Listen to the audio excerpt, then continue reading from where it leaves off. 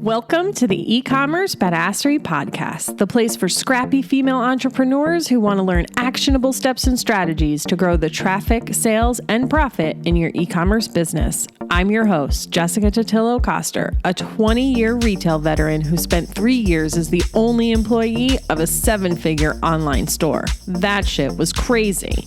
I know exactly how it feels to do all the things, and I'm sharing everything I learned the hard way so you don't have to.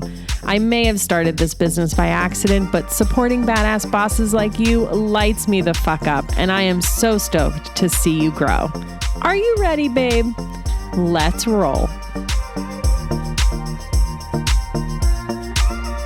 Welcome back to the E-commerce Badassery Podcast. I'm your host, Jessica Totillo-Coster. This week, we're talking to client and student turned friend, Diana Mendoza, founder of Never Alone Candles. I've been obsessed with her candles since first sniff, and it's been amazing to watch her journey since starting her business as a side hustle during the pandemic. While she's still building her business and working toward those big goals, this is now her full-time gig, though that has come with its own challenge, aka not watching so much Netflix. Who can relate? What I really love about Diana's journey and what we spent most of our time talking about today is how much resistance she had to so many things in her business, whether it was sending an email to her customer, pitching her product to a gift guide editor, or even dragging all of her shit to a local pop-up.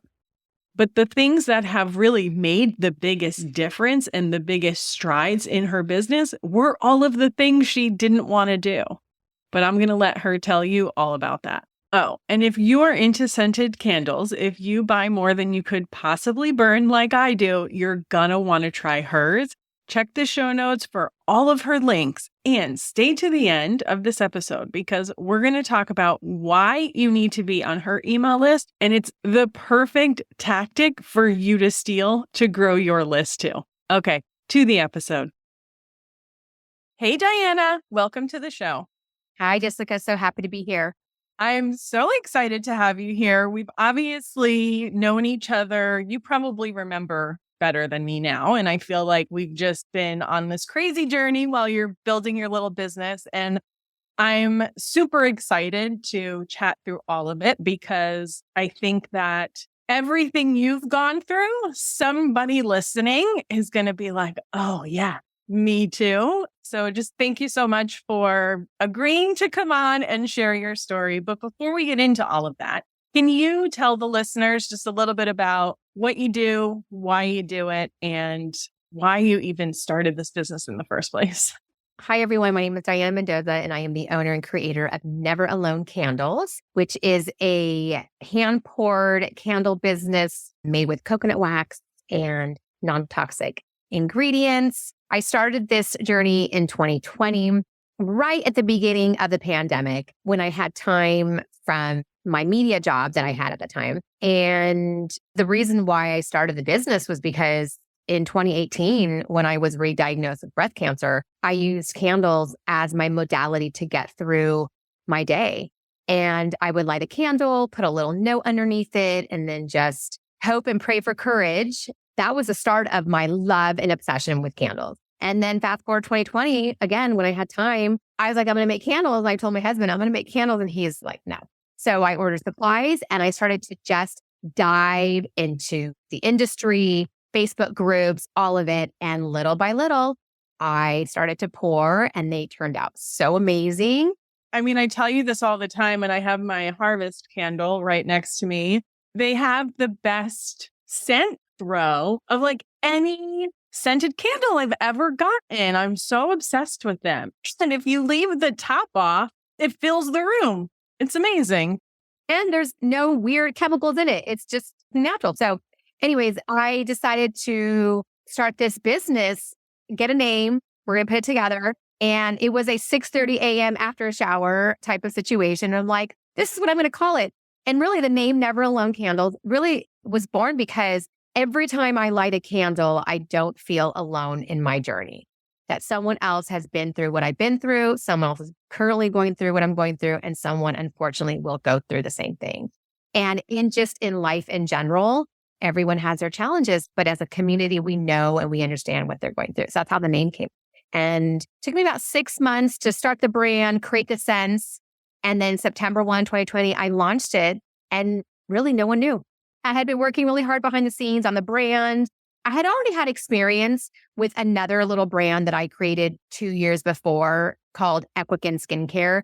And I had already made some mistakes in that brand. So I knew that I was going to do this a little bit differently.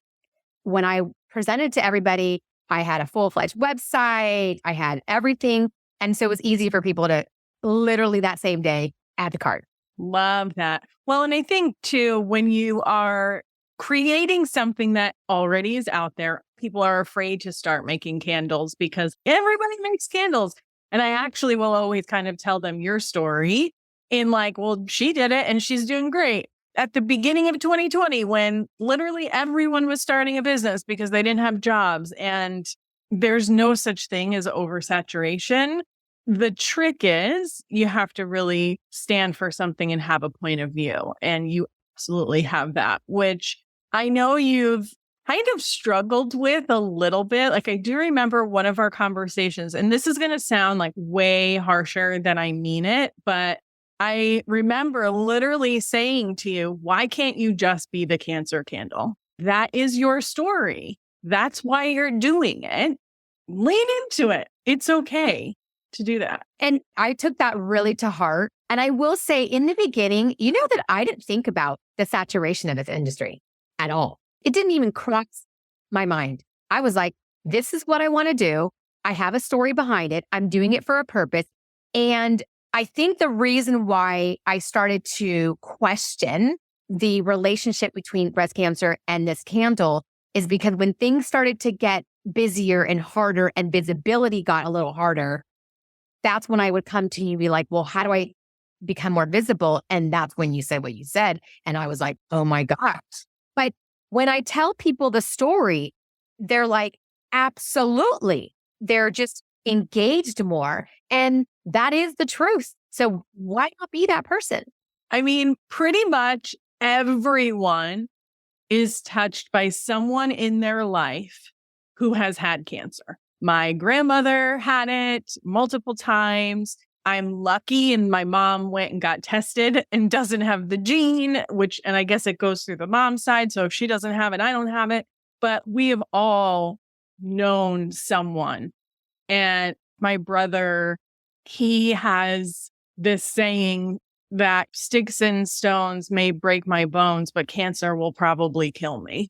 Because that is just the nature of it at this point. It feels very common these days. And so if candles are the thing that makes you not feel alone, you are the thing that makes them not feel alone. Wow, I took that to heart in so many levels. And after that, I just started to really, especially at in-person events when people would ask me, I would just like divulge my story. I still do it on my emails and social posts because it is my brand.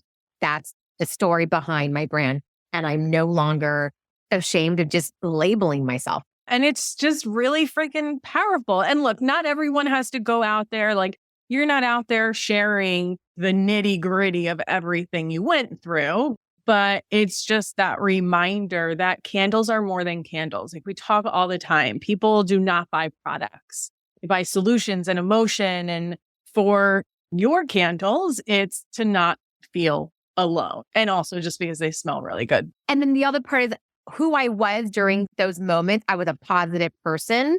So my brand is very positive. So every candle has a positive name associated to it. So I really look at my brand as a whole. And it's like the behind the story is breast cancer, but it's also my personality of being positive through everything in my life.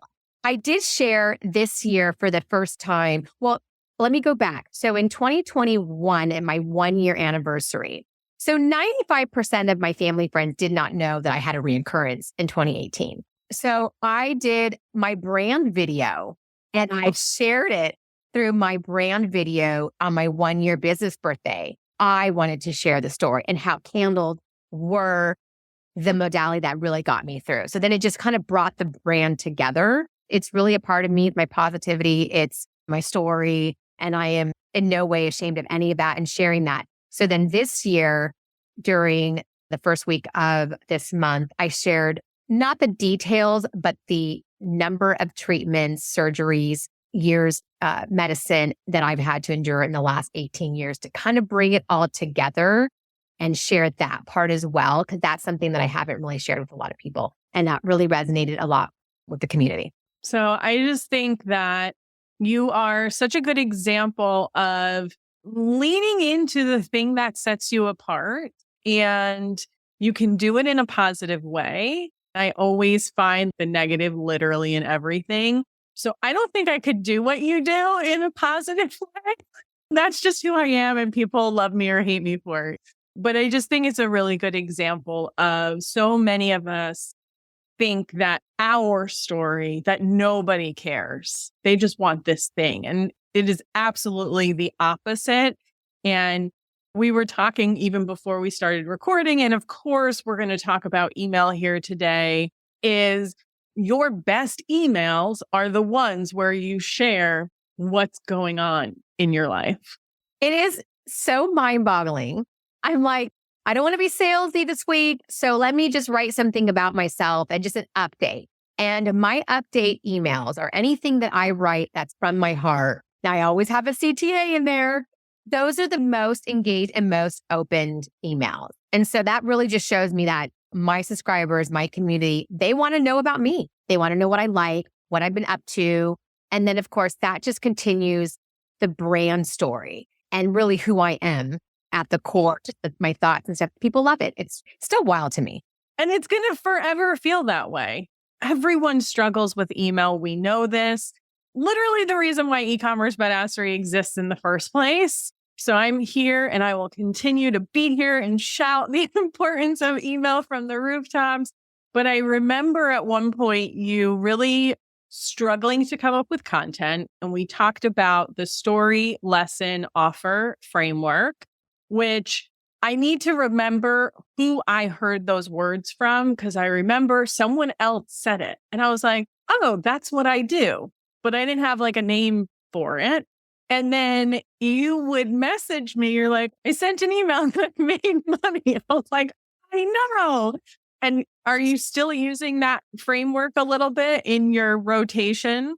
Yeah, I was so resistant to email. I really, really was. It was wild. And then we talked about that story, lesson, offer. So when I realized each candle of mine has a story, everything I create has a story. The emotion based on it, the feelings I want you to feel as a customer when you light that candle, the story of the scent, there's all stories. So it's like, wait a minute, tell the story of that. So I started doing those posts called story time, and I would do voiceovers, and people loved it because I would just do 1-minute clips on how the candle was actually created, the scent.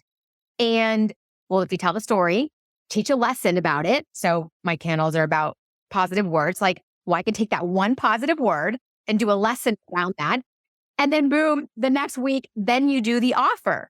So that is where I started to get better at emails. Was you don't have to be salesy every week, but you can just talk about something that you love, and then you can come at them later for a sale. And that has worked for me. When I started to actually make money off of emails, I couldn't believe it. My biggest mistake was that I did not collect emails from the beginning. That's okay. Everyone does that. You'll make up for it and it will be totally fine. But again, I'm now better at that. Amazing. I love that. The other thing I wanted to touch on is the pop-ups, because you mentioned earlier that you do a lot of pop-ups, and I know that you're still doing them. And like email, you've had a lot of resistance, Diana. I think we're just going to talk about all of your resistance, how you broke through them, and how amazing it was when you got to the other side. So let's talk about the pop-ups, because you do a lot of them. I'm sure you've whittled down, like, these are the ones that make me money. These ones don't. So you don't do those anymore. But if someone was thinking like, okay, so I'm going to do this pop-up and I have to pay to be in there and I got to carry all my crap there and I got to set up and break down and they don't want to, what would you say to them? Let me tell you, I did my first pop-up in 2020. So we were wearing the mask and I found this pop-up and there was no vendor fee. Local. I didn't know what I was doing. You should have seen how much inventory I brought. I was like, but I have no idea if people are going to show up. I'm lugging this shit. It was so hot that day. I was sweating bullets, wearing a mask. And I'll never forget because my first pop-up, I did $800. And I was like, wait, these are strangers. These are people giving me their money. And when I left that, I was like, I have a viable business. If someone's giving me their hard-earned dollars at that point, that means I have a viable business. And from there, I started to get more followers on Instagram. And then that's when Instagram was amazing. And then I would capture emails and I started to get repeat orders. But I will say that one of those first few pop-ups, someone purchased a candle from me. I still don't know who this person is, but that particular order led me to one of my biggest sales last year from a big, huge corporation.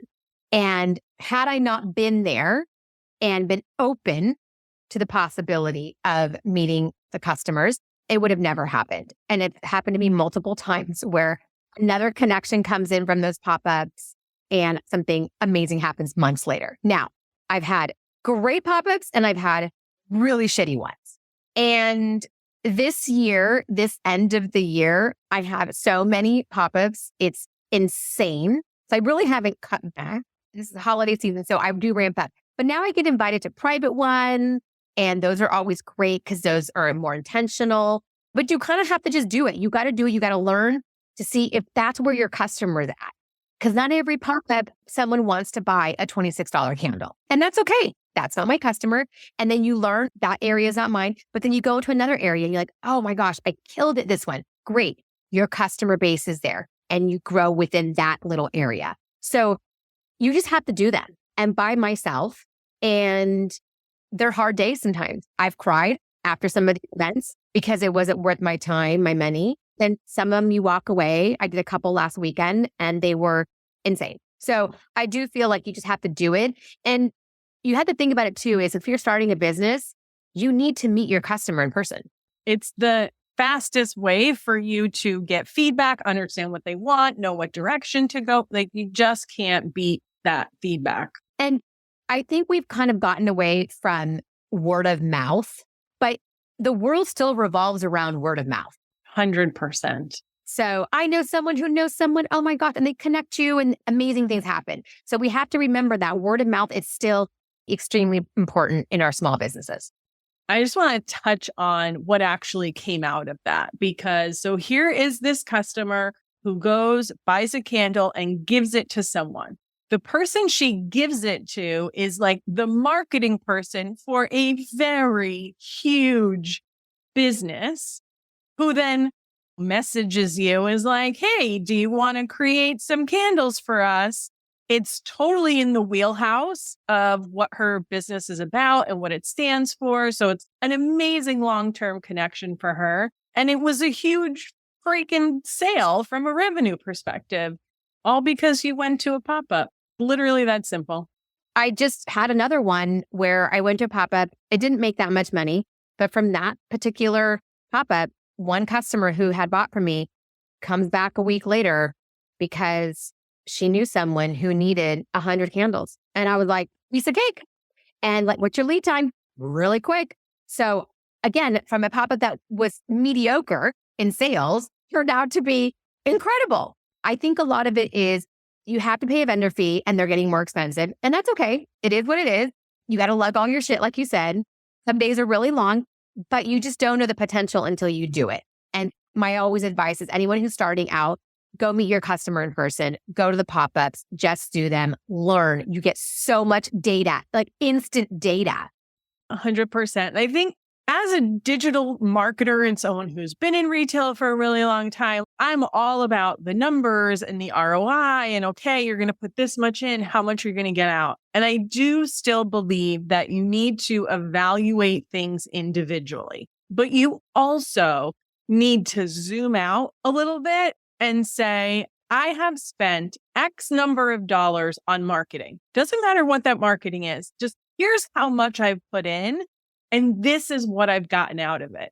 So maybe you made no money at that individual pop-up, but you got this huge deal from it. And then you got 100 candle order from it. And that person's probably going to come back and they're going to tell their little friends who also want that. So you really do need to zoom out and say, all of this effort that I've put in, here's what I've gotten out of it. And if I'm net positive, just keep going. The other part too with pop-ups is sometimes the first time around is not great because it was the season, the weather. I typically give a pop-up event 2 to 3 times before I say no more. And I try them in different parts of the year. Now, I know my seasons. I know when people are buying candles. Right now, I'm in the midst of candle season when people act like they've never had a candle before in their life, which is great for me. And I don't mind being that business, by the way. And we've talked about this where I don't mind being a seasonal business. It's great. Then the beginning of the year, I get to just chill. You learn that by going to pop-ups because you see where people are at with the holidays, like Mother's Day, Valentine's Day, whatever. Obviously, I don't do any pop-ups in the summer.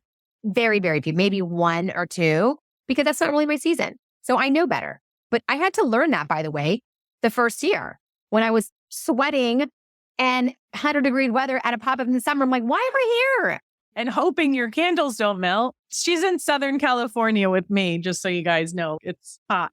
Again, you only learn that by just doing, taking the action, which is something that you and I have talked about so many times in the last year and a half, which is taking action. Because I have been very resistant on multiple things, not because I didn't want to do the work. It was because I was already attaching some kind of expectation. And it was like, oh, is this going to be worth my time or not? That is a fair thought to have.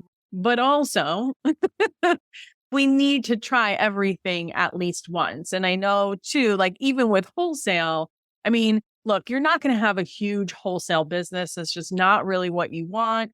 But you had resistance to it. And I don't remember exactly the conversation we had. And I probably just said, get out of your own way, Diana, and see what happens. Listen, I'm still a little bit resistant on wholesale. And I think it's because there's a whole shipping thing, but I'm really working on those details. And those are details that I have to work on behind the scenes so I can make and facilitate that process easier. But I've been getting really good wholesale order lately. And it's like, wow, this is like really good. So I'm leaning into wholesale much more for 2024. I've already made my mind on that one because they are easier sales. Once they're done, they're easy. I don't have to worry about the end part of it. That's on them. So I have been resistant, but this year it's changed my mind and I'm going to do some cool things next year with that. Here's the thing, like you get to do it your way. You get to choose who you want to sell to. You get to keep it local if you want. You don't have to go after the big guys. We've talked about that. If you were to get into some big department store, big box store, like, well, you're not going to be pouring those babies in your kitchen anymore. So there's so much that goes along with that. And ultimately, you need to build the business that you want. And I think that part of it too is I really do want to keep hand pouring these. You love that part. I do. I think that part is what makes it so unique, that it's really made with hand. It's really me crafting it. I have a huge melter, but it's really me hand pouring. And granted, there's some other melters that I would use that are still considered hand pour, but it's not a machine that's pouring it. I still want to keep it that way. That's what I think makes our business different. Do you find it soothing to pour? I find it soothing to watch. Yes. I mean, yesterday I poured so many and so many different scents that my garage was like just one huge scent bomb. It was unbelievable, but I was pouring holiday scents and it was like magical in there.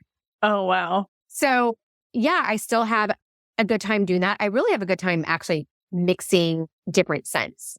My daughter, my 11-year-old, is the one who created my bestseller that I've had for the last 2 years. It was her. And I always credit for her that. So good. I love it. All of your scents are just so good. Even is it Calm? Is that the one that's like a little bit beachy, sea salty? Yeah, that's my number one. And I think I remember telling you, like it's beachy, but not typical beachy. It's like it gives me adults only resort vibes. So good. where you're sipping high-end tequila, you're not sipping Jose Cuervo's. I mean, I can get down with some Jose, but Not me anymore. probably lead to a very wicked hangover. Let's be serious. Yep. So before we move on, is there anything else you have had resistance to that you ended up pushing through and saw positive things on the other side? I think I've had resistance to everything. Email, wholesale, PR, ads, joining groups. I have to say that once I joined the lounge and doing all of the work behind the scenes, I could see where all my resistance was coming in, because it's a lot for a one-woman show to start and looking at the numbers. And then it's making sure that your website is to par, which still I learned something this year that I had not gone through on the lounge that I had to implement, and I'm already seeing results on. I cannot believe it. What thing was that? When you told me to put text on the collections page to The SEO stuff. yes, and I've been so resistant on SEO. And I did it, and 30 days later, I'm getting so much more traction on Google and getting orders. So there's still a lot that I have to do, but I'm less resistant. I've been doing PR this year, pitching so many editors. And last year, I started the PR program that you connected us with. Didn't do much with it. Then this year, I really dove in and I learned so much about that whole process. Do I think that this was going to be the year that I was going to? Probably not. I got very, very close on a couple of them. There's still time. I know there's still time, but what I feel really good is that I did it. And I learned that world of PR and getting into gift guide. I learned it. For next year, I definitely have a little bit of a different approach and what I've learned this year and how I'm going to prepare for next year. Because a lot of it is about preparation in advance and taking the first quarter of the year to really prepare. And when we talk about that in the lounge, you're serious about it. I know, but it doesn't sink in for everyone, I don't think. And I mentioned to you last week, I thought I was really prepared for Q4, just in general, like, oh, my inventory and then pop-ups and stuff. I thought I was prepared. And then last week I messaged you and said, I don't know nothing. I wasn't prepared. And I'm like, can we talk about Q4 like in May? I'll tell the audience exactly what I told you is my idea initially for the way we would structure the lounge is that it really is kind of guiding you through the whole year to prepare for what's coming.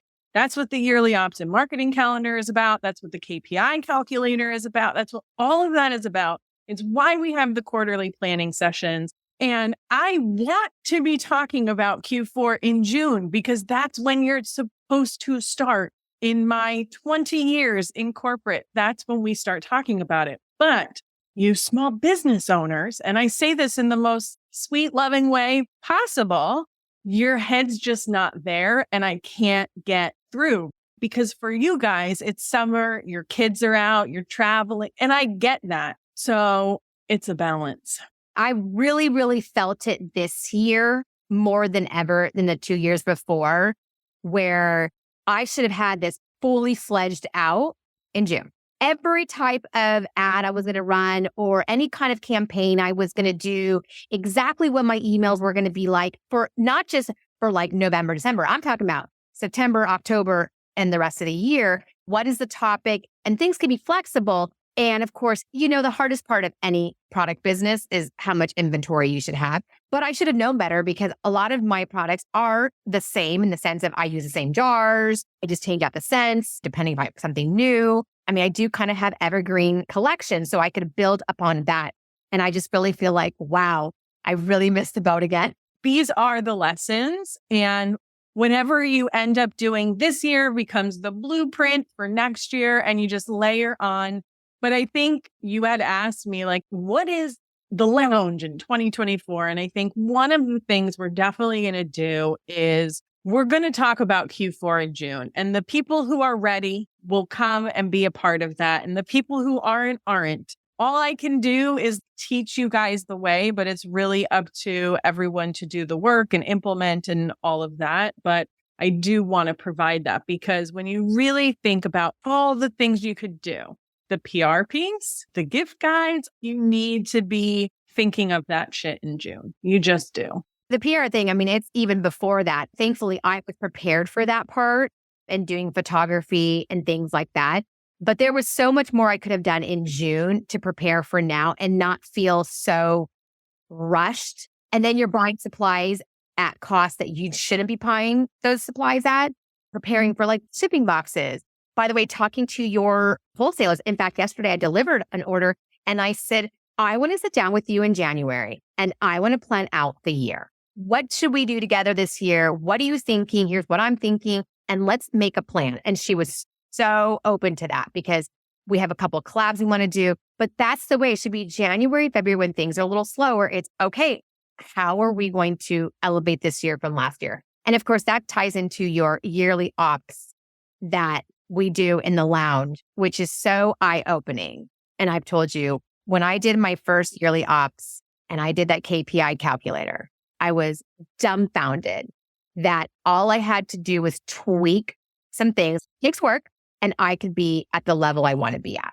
And it's amazing. Or you can move this here to get this result. Very eye-opening. And I think this coming year, I've got to work with the yearly ops better in order to get to where I want to get to by Q4.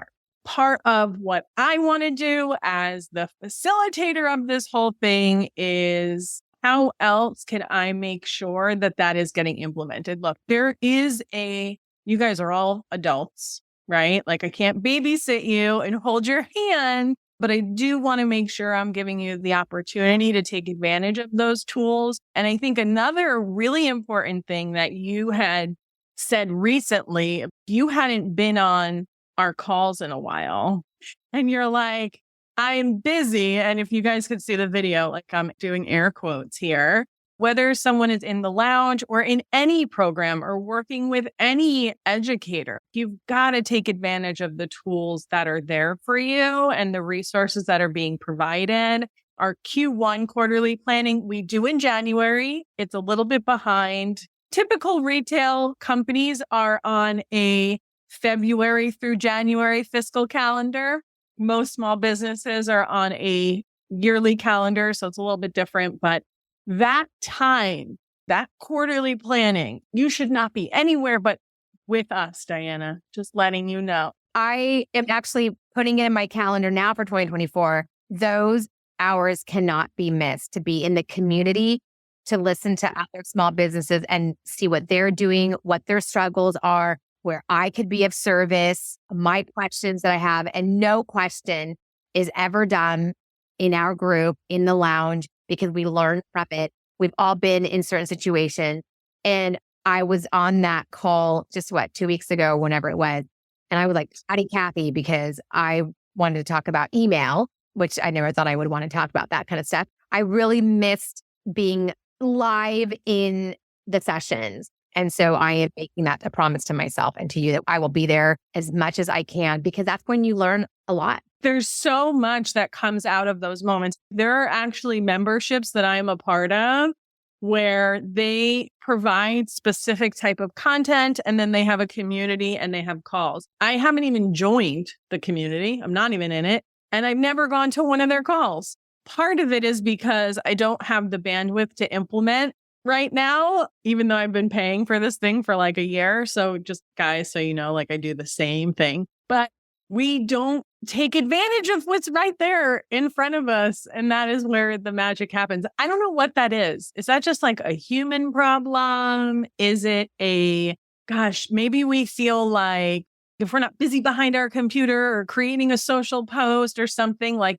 that, it's not working, but you get so much more value out of that stuff. You do. And you get community. I talked to one of the lounge members yesterday that we connected from that call a couple weeks ago, and she wanted to ask me some questions. I got to ask her some questions. So it was like the call ended up being for me as well. It wasn't just, oh, let me just give you my opinion or my expertise on pop-ups. And I think that's where we miss these opportunities thinking we don't have any questions or we're not going to learn something from it. But it truly is where you learn. And also you get ideas. And our community, the lounge, is so amazing. Everyone that's in there is so resourceful, so many smart people, and you can learn from them. And also too, like just in general, like all of the information that's within the lounge, by the way. I still have not finished, obviously, the SEO part. Going back to some of that, and maybe even going back to some of the older videos that you think you've completed, but there's maybe something new that you need to do to better your e-commerce business. Definitely that's January. And we always say, oh, in January, I'm going to do that. But we do need to use the time January to do some of these tweaks and build out our year.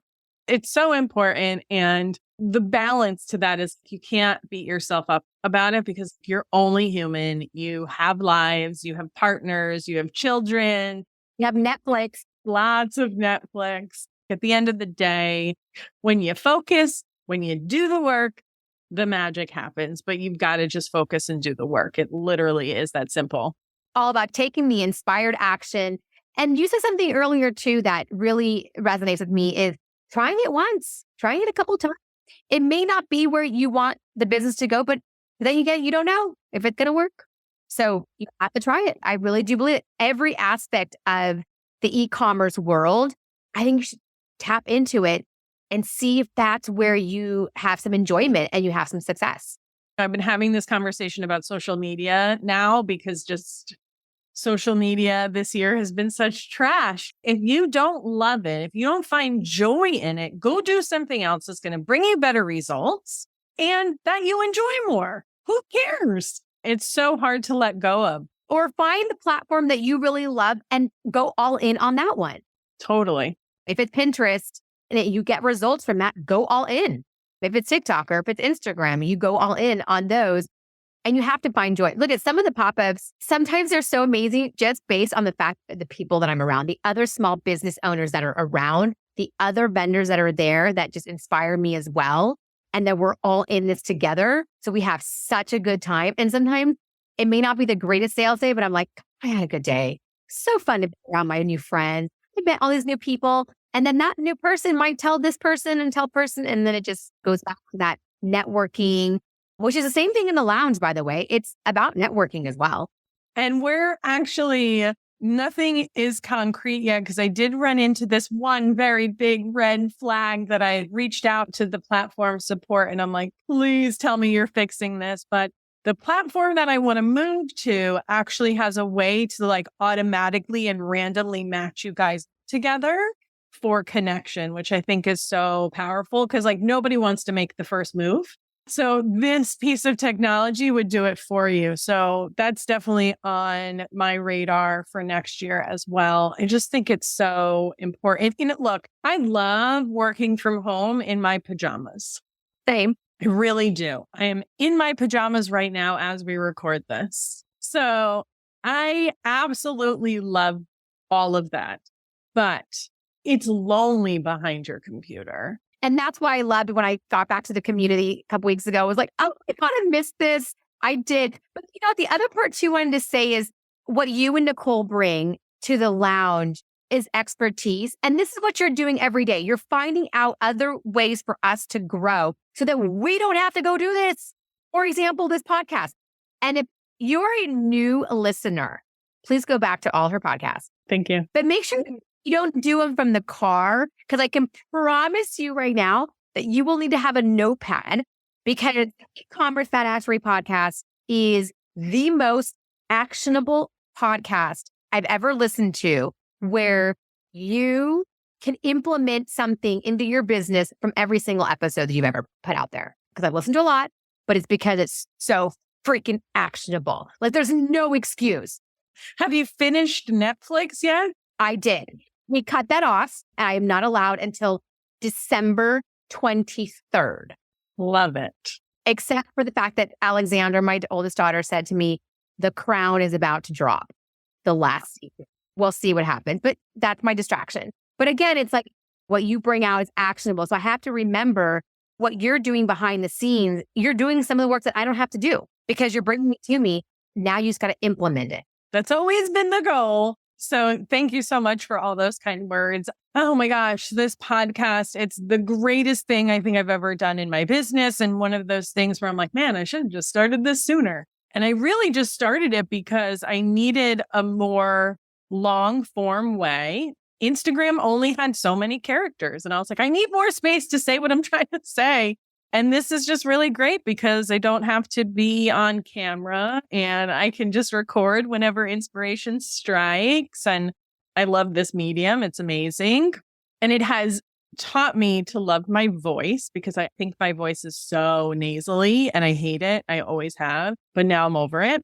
And then I get feedback like that from people like you. And it's amazing. And I love it. Thank you. A couple of questions before we go is knowing what you know now, is there anything you would have done differently in your business? One thing that I would not change is the fact that I'm so happy that I did not pay attention to how saturated this industry is. I was like deer in headlights, didn't care, didn't matter. I was like, no. So I'm really happy that that's how I started the business with just, I'm doing this because I'm doing this. Because if I would have sat there and looked at the numbers and see how many people doing candle, I would have backtracked. I wouldn't be where I am right now. So I would never change that part. What I would change, to be quite honest with you, is just going for it all, just doing it, collecting emails from the beginning, sending the emails out, even though I didn't know how to do them right, doing the PR, doing the wholesale, having the courage to do it. And I crack myself up sometimes. I'm like, I have courage to do really hard things in my life. And this is just a business, you guys. Send the damn email, put the damn post out there, and go pitch to another wholesaler, go pitch to another editor. Just do it and see what happens, see what resonates, see what works, what makes you happy. I think I just would change that. Why didn't I just do it earlier? And out of everything we've talked about today, if the listeners only walk away with one thing, one message, what would you want that to be? Emails. Send the damn email. Honestly, it's changing the trajectory of my business, especially when I'm not at pop-ups and sales are coming in just by sending out an email. I feel like I've gone in and I'm going to go really full force next year with different campaigns and things like that. I think just send email. There is so much potential for email. And also that is your data. That is your leads. Your social media goes, you got nothing. And I'm not saying don't do social media. I'm saying just do the emails. By the way, tell the story behind your brand. Why did you really want to do it? If you did it because you know what, you needed to make extra money, then tell the story of how at a moment in your life, you were financially in a situation and you wanted to have a side hustle. Tell the story because we could all relate. 100%. So tell the story behind your brand. We don't just do this just to do this. Of course. And people know that. And people resonate with that. And people are inspired by you. Some people are going to hate your story. And that's okay too. Who cares? But then there's going to be lots of others who are going to love it and then in turn love your product. So I would say send so many emails, tell your story. I think we all want to know and it's not boring. And we're going to all love you for that you actually had the courage to just come out and say what you wanted to say behind your brand. And it is those emails that I get the most replies, the most messages on it. Oh my God, love that. Oh, this inspired me of a story that I could write to my people. Those are the ones that people connect with the most. And they can be short and sweet. I'm a little bit of a wordsy kind of a girl, but they can be super short and sweet. I've learned so much from like your emails. Sometimes you send these really short emails and they're just like link here, link here. Oh my God, I read this article that she happened to have found and it resonates with my business. Had you not send that email, I wouldn't have learned that or dug into that. And so you being afraid to say something, we just got to say it. Just got to do it. Last question for you is for someone who's listening and thinking, is the lounge for me? Should I join the lounge? What would you say to them? You should do it 1000%. You guys, I love the lounge and not because I love Jessica so much, because I do. It's because it had been the most actionable membership I have joined. And I have joined a few others, some very, very expensive ones that I'm no longer a part of. But this group the resources that are available to you as an e-commerce brand is unparalleled to anything else I've seen. And from the day one, you will be able to implement changes immediately to your Shopify store, your email campaigns, whatever it is that you need help with. And if something is not there, type it into the group and Jessica will have an answer for you. Pretty much. I mean, Nicole and I are in there every day answering questions. Every day. And if you need ad work, Nicole is right there to respond back to you on that stuff. And by the way, you're not just getting videos. No, you get live meetings. There's recordings. There's a community in there. It's a little bit of everything. So if you are kind of a shy person, it's okay because you can still participate on so many levels. And if you're outgoing, you go to the meetings and you just listen, you can talk. And I'm telling you, hands down, the best membership for e-commerce brand owners. This is where you have to be. Thank you. You're the best. You've had, especially that big order last year, right? That took up a lot of your business life. And one of the things that we talk about in the lounge on that yearly ops and marketing calendar is you have 3, maybe 5 max big things that you are working on all year. And that's it. And I think that is the one thing. Last year, obviously, with that order, my year was set. This year, I wish I would have taken that advice because I had so many big things I wanted to do. And in retrospect, it's like, why didn't I just pick 1 or 2 actually and balls to the walls on those top 2 things? I think my Q4 wouldn't feel as rushed. And I don't feel bad at the things I didn't do or did do or none of that stuff. I don't. By the way, tomorrow you can change your business. You don't even have to wait till January 4. You can change something tomorrow. I'm telling you, I implemented SEO and collections page in September, and I started seeing results within 30 days. So you can make changes throughout the year. What I'm just saying, I agree with you in the yearly ops meetings, when you're looking at your whole year in the beginning of a new year, picking 1 or 2 things that you just want to go full-fledged on. That is probably the best advice. And then everything else, if you have time for it, great, you get to do it. If not, it could be for a later date. And it's so hard to do that, but the focus is what will bring you the biggest success, the biggest jump from where you are now to where you want to go. One last thing I would say about the lounge is I could not be where I am right now in my brand without you, Nicole, and the lounge. My e-commerce online sales would not be where they are unless I had you all. You're so welcome. We love having you. We love I know this year you've watched a lot of Netflix, but you have also taken a lot of action and really put yourself out there, and all the things that you were resisting that you just fucking did anyway. So I think maybe your body was like, I think I'm done climbing mountains this year and I need to rest. And that's okay. I'm pumped up for next year. And anything that seems really hard, there's people like you, Nicole, that I could come to, and people in the group that I can say, hey, I really want to implement this year. How do I start this? How do I even do this? And there's someone has an answer for you. Someone has an answer for you. So whether that is more SEO or switching from your current email platform to Klaviyo, which everyone should be in Klaviyo. Now I know that for sure. That is where the lounge comes into play. If you have a big task, you're going to find the resources, or you'll find it for us if you don't currently have it at the moment. And this year has been a little bit a year of, I've done some cool things, but I've also watched a shit ton of TV. But you know what? I'm ending off the year doing so many events and pop-ups. And it's your business and you get to do it your way. So there's that. Last thing, please tell everyone where they can find you. Also, why they need to be on your email list, because I know that you do some secret things. This is a really good way to get people on your email list, by the way. Take note. Yeah, take note. So you can find me at neveralonecandles.com, on Instagram at neveralonecandles. And you should come onto my website, sign up for my emails, because I do secret sales throughout the year only for my email subscribers. And they are the best sales that I do. And they're randomly. So if you're listening right now, go onto my website, neveralonecandles.com, sign up because there's a secret sale coming up real soon.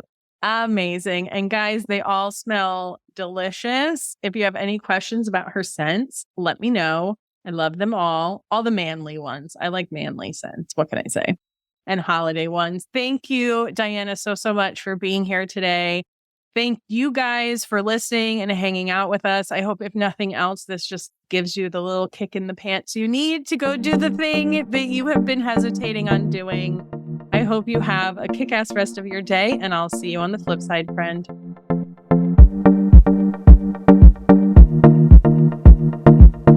Thank you so much for listening to today's episode. If you like what you heard, I'd be so grateful if you'd leave a review on Apple Podcasts, and don't forget to subscribe so you never miss an episode.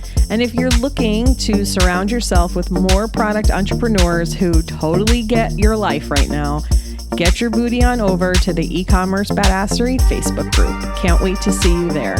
Until next time, e-commerce friends, stay badass.